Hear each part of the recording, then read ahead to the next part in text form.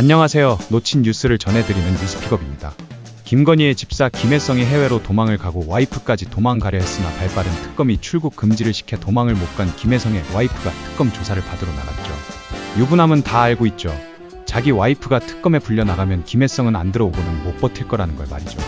김혜성은 바로 귀국해서 조사를 받겠다고 했습니다. 역시 와이프가 무서운가 봅니다. 국민들을 더 무서워해야 하는데 말이죠. 주진우는 최상병 사건으로 특검의 조사를 받게 되자 바로 국힘 당대표에 출마하겠다고 합니다. 정치보복 프레임, 당대표 후보를 강압 수사한다는 그런 프레임을 갖고 가려고 하나 본데 이제 국민들은 그런 얄팍한 술수에 넘어가지 않습니다. 아버지는 공안검사였고 본인은 병역 문제 등등 앞으로 나올 게 정말 많은 정치검사 출신 의원입니다. 소녀상 앞에서 극우들이 또 난리를 핍니다. 이게 다 친일 청산을 못한 죄가 지금까지도 문제가 되고 있습니다. 일본 극우들의 말을 그대로 전하는 우리나라 극우들. 이젠 법을 손봐서 절대 극우들의 저런 행동을 못하게 해야 한다고 생각합니다. 민주당 의원들은 독일의 나치법이 있듯 법안을 만들어서 다신 저런 것들이 못 설치게 해야 합니다. 오늘의 한마디, 너네 부모들 자식들 보기 부끄럽지 않냐? 20장생들아, 18세 크레파스 조카 새끼들아? 핵심 피의자인 집사 김혜성 씨가 해외에서 돌아오지 않는 가운데 특검이 김 씨의 아내를 소환 조사하며 압박에 나섰습니다.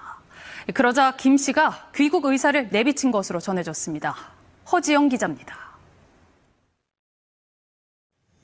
마스크를 쓴 채 특검 사무실로 들어가는 여성.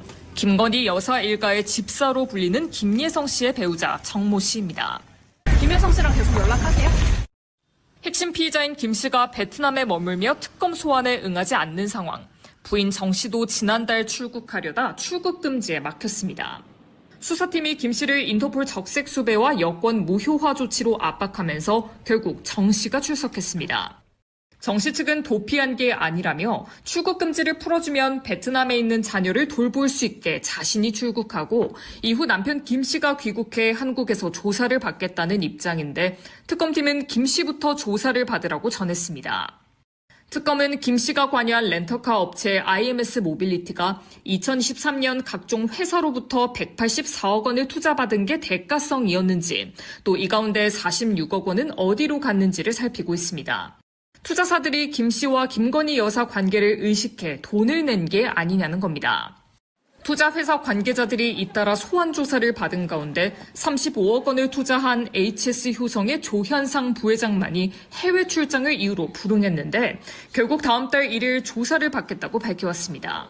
이 시기는 경영진의 계열사 신고 누락 문제가 불거졌던 때였지만 HS 효성 측은 정상적 투자였다는 입장입니다. 방탄용 출마라는 비판이 이어지고 있습니다. 앞서 전해드린 대로 주 의원은 이른바 VIP 경로설이 불거진 당일 800-7070으로부터 전화를 받아 순직해병 특검 수사 대상에 올라있기 때문인데요. 주 의원은 자신은 사건과 무관하다며 강력히 반발했습니다. 장슬기 기자가 보도합니다. 최상병 사망사건 수사 외압 의혹이 불거진 지난 2023년 7월 31일 당시 윤석열 대통령이 이종석 국방장관에게 직접 전화했던 사실이 특검 수사로 드러났습니다. 발신번호는 02800-7070. 법률 비서관이었던 주진우 의원도 비슷한 시각 이 번호로 통화를 했고 최혜병 특검은 당시 주 의원이 어떤 역할을 했는지 조사를 검토 중입니다. 순직 해병 특검은 주진우 의원에 대해서 이제 적극적으로 수사에 나서 주셔야 됩니다. 주진우 의원이 7070과 통화한 사실은 이미 국회에서도 밝혀졌습니다.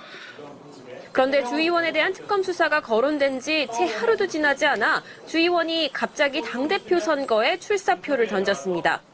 주 의원은 젊고 강한 보수를 내세우며 당내 만연한 갈등과 무기력의 악순환을 끊겠다며 출마의 변을 밝혔습니다.